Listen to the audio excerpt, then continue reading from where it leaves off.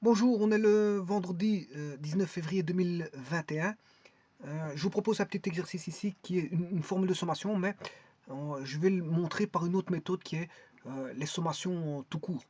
Bon, vous comprendrez que par les formules de sommation, il faut lui adjoindre le sinus et en faire un complexe, un j cosinus plus j sinus. À partir de là, on entame une progression géométrique et avec cette progression géométrique, hein, on a une formule au niveau des progressions géométriques et on l'applique et on décortique au niveau de la trigonométrie pour avoir la partie réelle.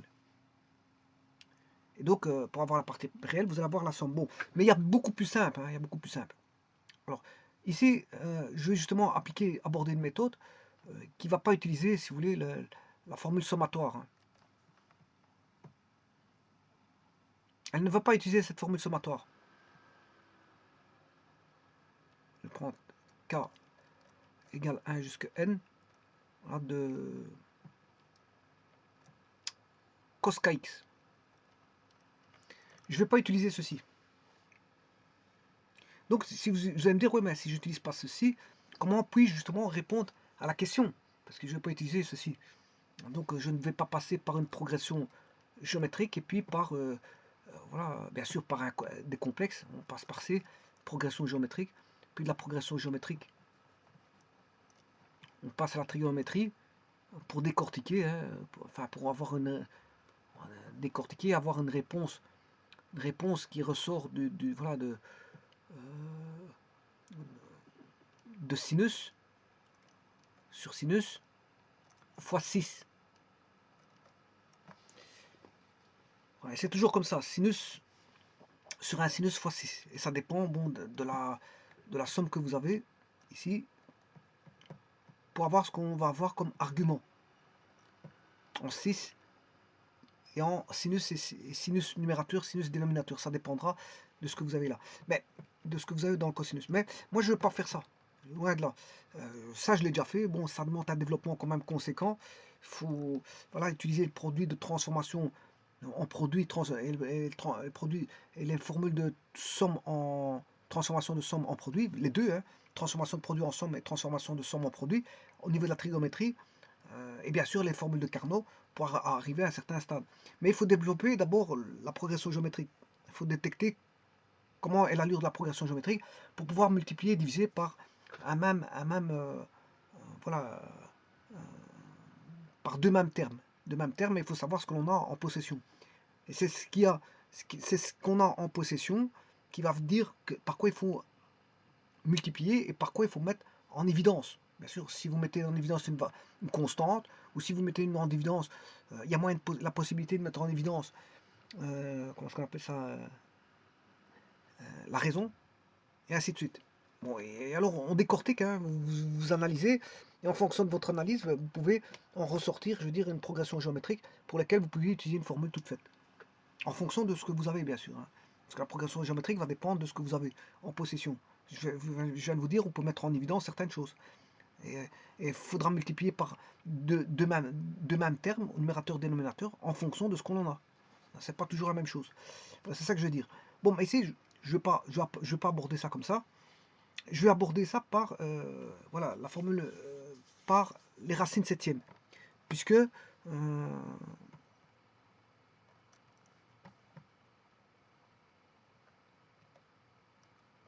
voilà, on a affaire ici à des racines septièmes.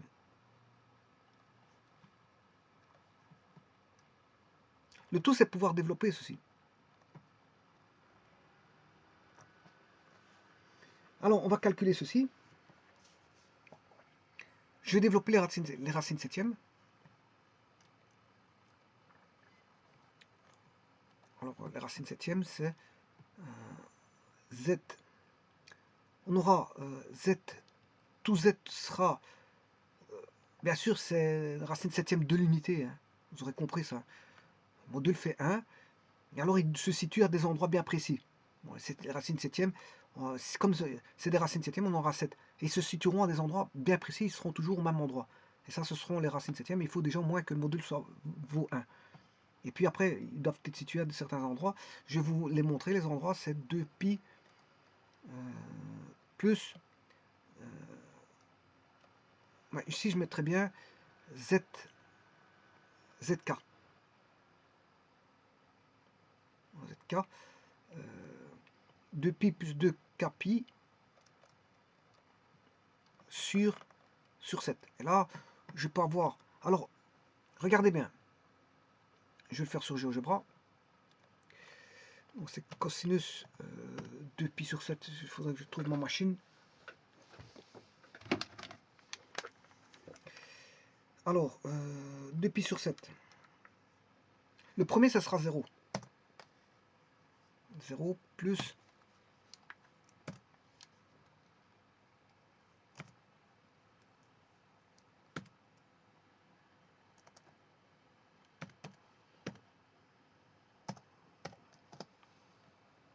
Voilà. Bien sûr, je vais faire un zoom. Parce que le module vaut 1, donc je n'ai pas besoin de...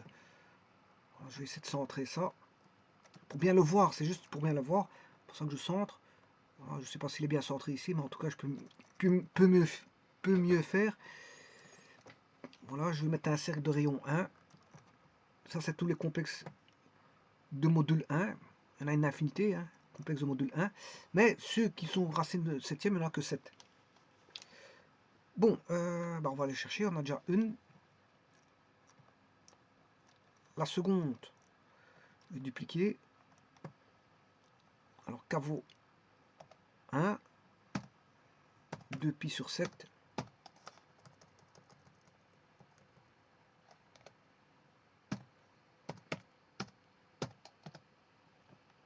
Ouais, c'est la deuxième. Et maintenant, je vais commencer à dupliquer une fois, deux fois,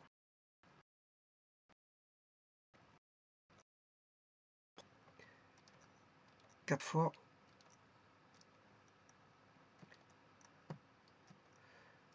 5 fois, et 6 fois, comme je l'ai déjà une 7e fois, ou tout au-dessus. Voilà. Donc j'ai 2pi sur 7. Suivant, c'est 4pi sur 7. Bon, je suppose que je suis 2. Voilà. Je n'ai plus bien du restant. Donc je n'ai plus rien à calculer. Je vais juste mettre... je ne sais pas pourquoi il me fait ça. Rentrons dedans. 4pi sur 7. 4pi sur 7. Le voilà. Le suivant. C'est chaque fois 2 kpi. Hein. C'est pour ça que c'est 2... 4. Là, je vais mettre 6. 6. 8.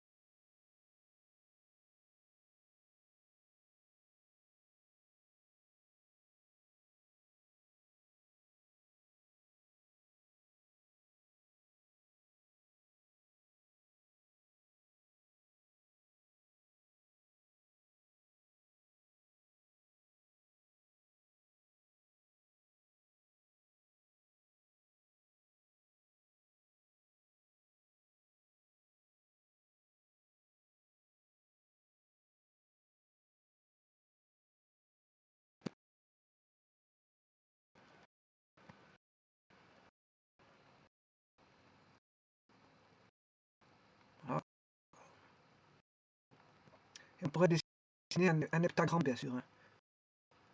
Un heptagramme.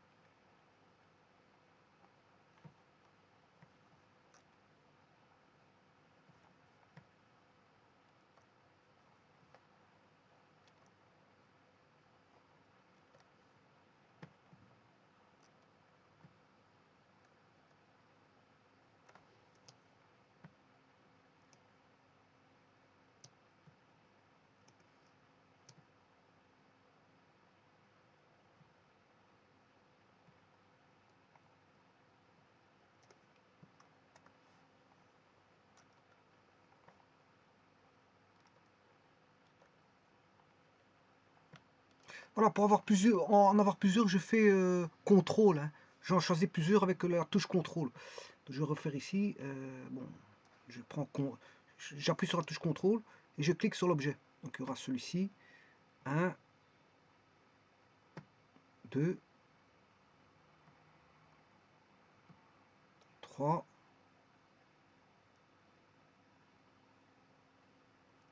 Je vais déjà faire cela parce que pour pas m'y perdre.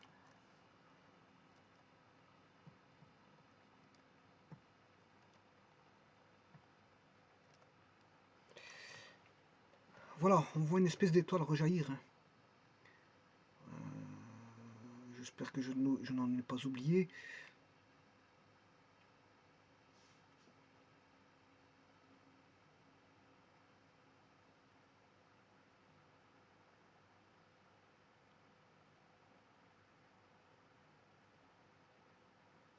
Voilà, alors ce que je peux effacer à ce moment-là, c'est ce segment-là.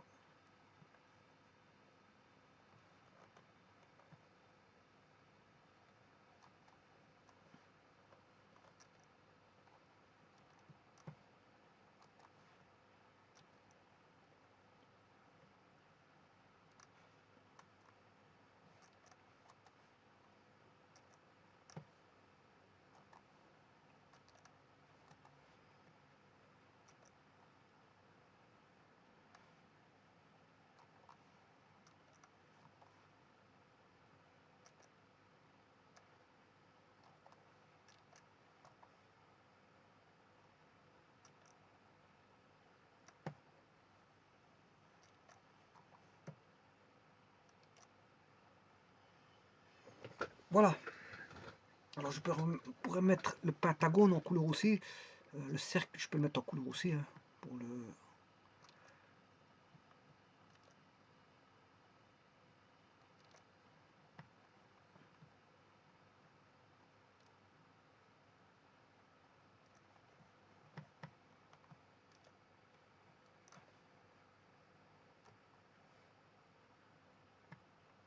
Je peux mettre les vecteurs aussi en couleur.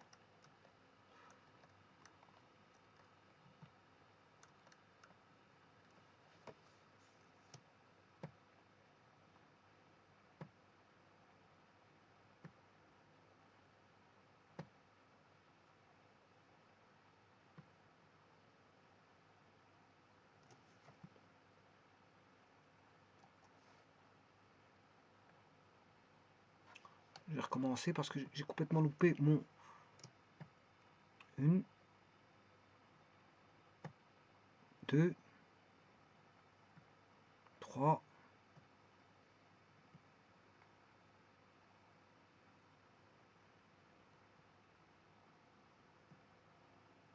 4, 5, 6,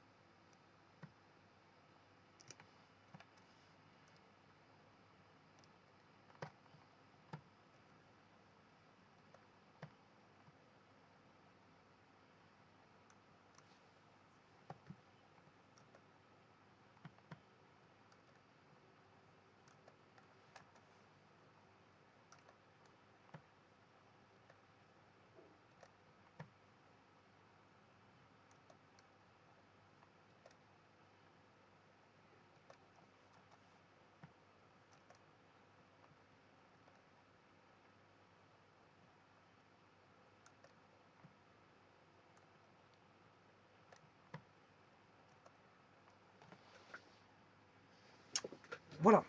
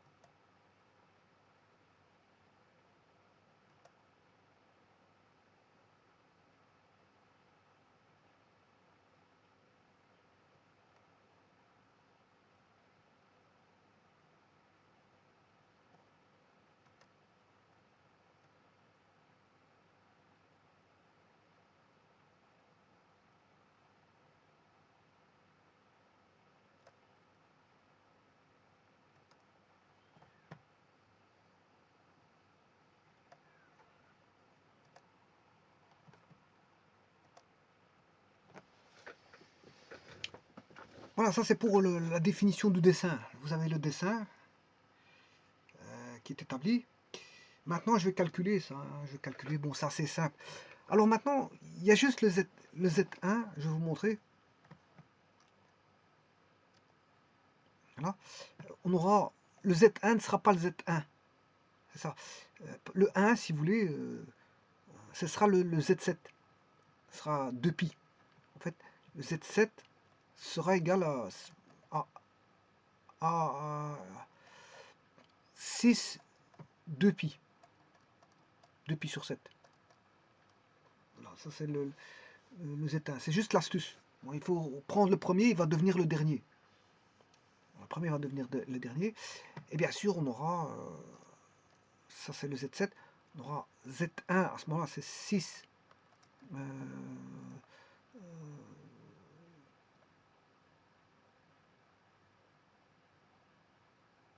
Oui, attention qu'ici le Z1,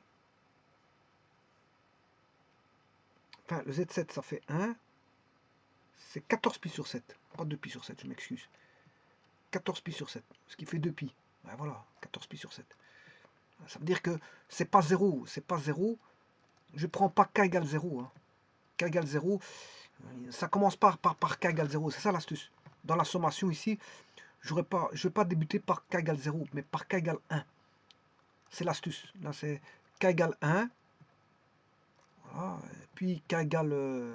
la suite, vous allez la voir. 4, c'est k égale 2.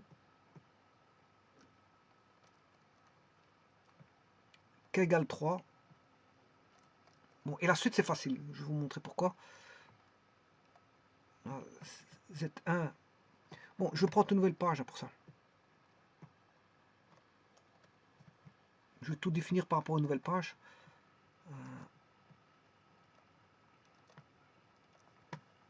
On aura ZK, ce sera Z1, Z2, Z3,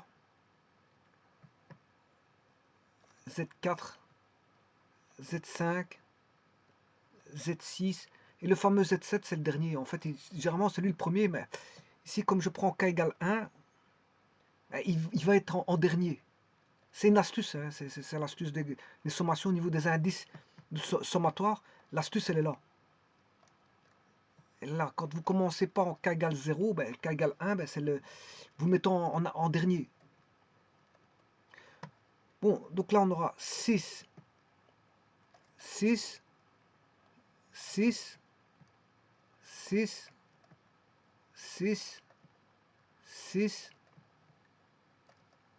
6. Et là, vous pouvez mettre Z1, c'est le 2pi sur 7. 2pi sur 7. Puis 4pi sur 7. 6pi sur 7. 8pi sur 7. 10pi sur 7.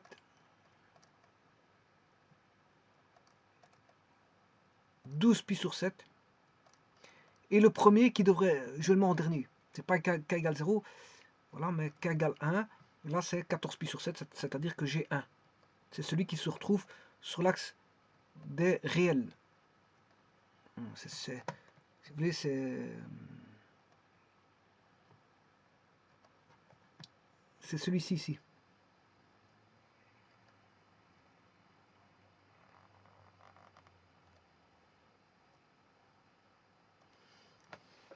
Voilà, normalement c'est le 0, mais là il est mis en... je vais recommencer ça.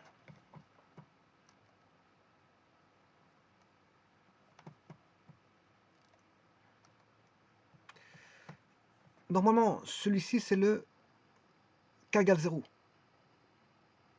Mais ici, comme dans la sommation, elle est prise pour K égale 7. Et pourquoi pas K égale 0? C'est ce que je vous explique justement. Parce que vous remarquez que c'est la sommation qui fait ça. On commence en K égale 1. K égale 1. Donc on aura K égale 2, K égale 3. Et K égale 7, ce sera une sommation pour K égale 1. C'est ça que je veux dire. On aura une sommation somme K égale 1. Voilà, bien sûr, jusque n. Si vous mettez somme K égale 0, à ce moment-là, il faudra mettre n-1. Bah, ici, c'est pas le cas. Parce qu'on commence ici, vous voyez que c'est K égale 1, K égale 2, K égale 3. Et là, c'est terminé, parce que regardez bien ce qui va se passer. Si je regarde la somme, vous savez très bien que 6,2pi sur 7, bon, il y en a deux qui vont donner, qui vont être les mêmes en résultat. Voilà. Si je prends 2pi sur 7, ça doit faire 14. Donc, qu'est-ce qui fait 14? 12 et 2 donnent 14. 6 et 8 donnent 14 et 4 et 10 donnent 14. Ce qui veut dire que vous voyez bien que ceux-là vont donner chaque fois le même résultat. Hein. Si je prends, je sais pas moi, qu'est-ce qui donne 14 par exemple? Je vais prendre 6pi sur 7, ce qui est Z6. Bon, Z6, il est ici. Eh bien, il a la même valeur que 6, ce sera le 8 plus 6, 14. Ça doit faire 2pi. Voilà. Alors le 8, il est où? Ça, c'est tous les segments. C'est le Z7. Qui est Z7. Normalement, c'est celui-là. Donc ces deux-là sont symétriquement disposés.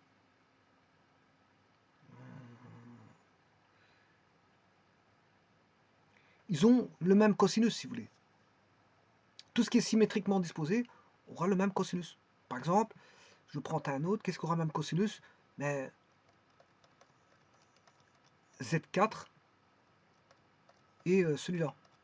Qu'est-ce qu'aura un autre même cosinus? Z3 et Z5. Voilà. Donc il y en a 3 qui vont donner les mêmes cosinus. Ben ça, je vais exploiter ça ici en faisant une nouvelle page. Maintenant, je peux écrire, j'aurai la somme de k égale 1 jusqu'à n de cos k 2pi sur 7. C'est les racines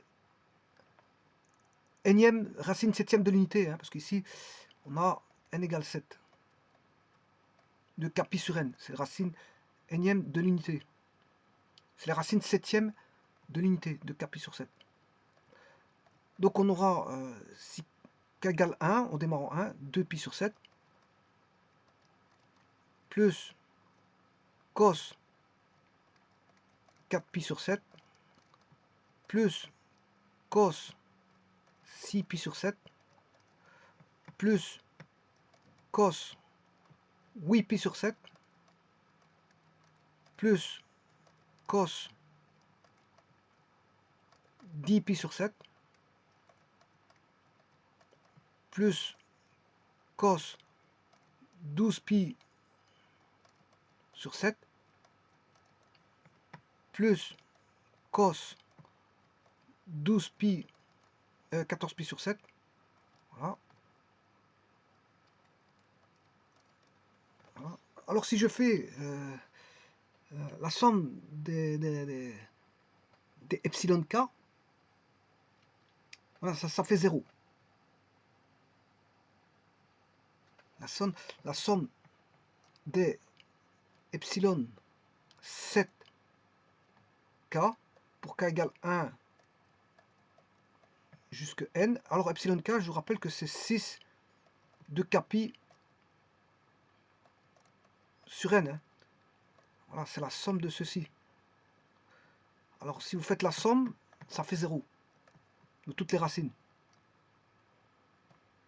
Bien sûr, il y a un sinus. Hein, mais ici, je vais traiter uniquement la partie réelle qui est le cosinus. Hein. Je traite directement la partie réelle.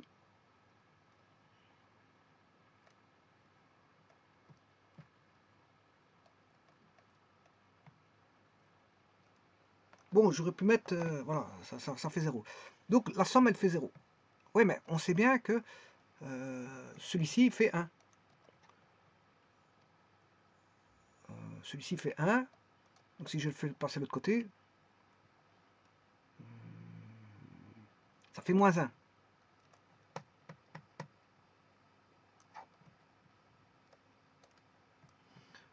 Cosinus 14pi sur 7 fait moins 1.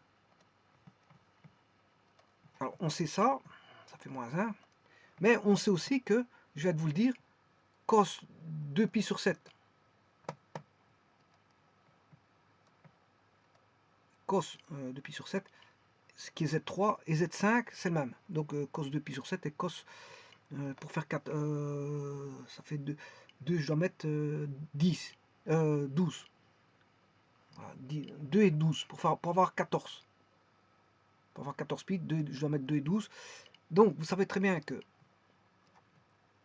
2, c'est la même chose que 12.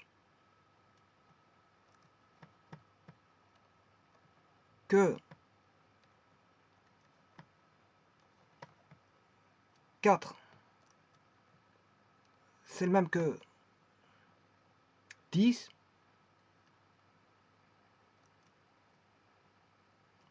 Et que 6 et 8, c'est le même. Voilà, ça, c'est la même chose. Donc, ce qui veut dire que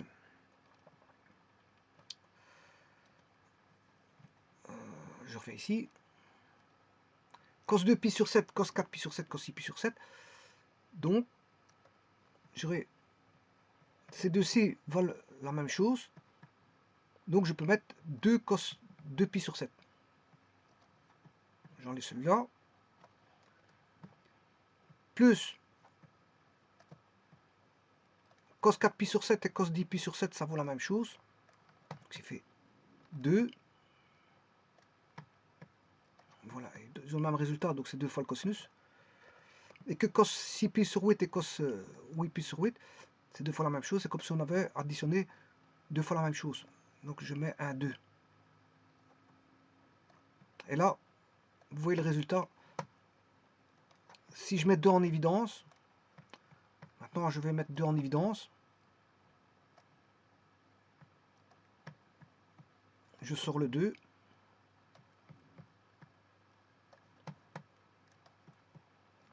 Il n'y a plus de 2 ici. Il n'y a plus de 2. Et le résultat, il suffit de diviser par 2. Et vous avez bien que la somme, c'est ceci.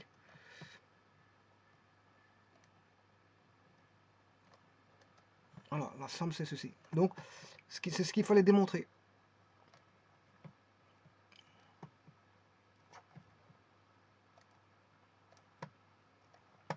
Donc, cos 2 pi sur 7 plus cos 4 pi sur 7 plus cos 6 pi sur 7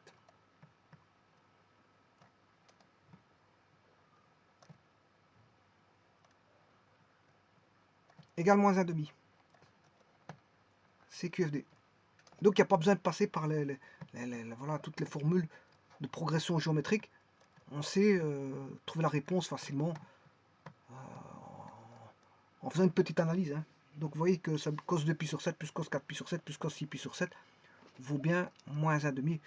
Cos 2 pi sur 7 plus cos 4 pi sur 7 plus cos 6 pi sur 7 vaut moins 1 demi. Et tout ça en regardant, bien sûr, le traitement qui est ici. Voilà, je vous remercie.